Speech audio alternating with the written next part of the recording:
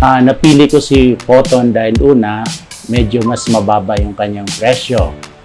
Pangalawa, hindi naman siya nahuli sa performance at mas less yung kanyang gastusin compared sa ibang unit. Ako si Joel Audio. Ang aking unit ay Photon Transbank. Yung role ni Photon sa buhay namin, siyempre nagagamit namin siya araw-araw.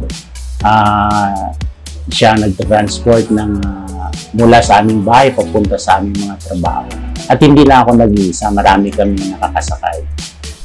Si Photon ay naging sagot sa aming mga problema sa transportasyon.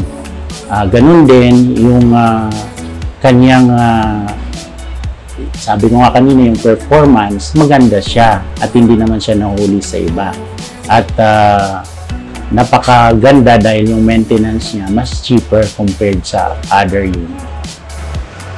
Sa Photon, marami kaming napuntahan ng mga lugar at hindi niya naman kami pinahiya dahil nakakarating kami ng maayos.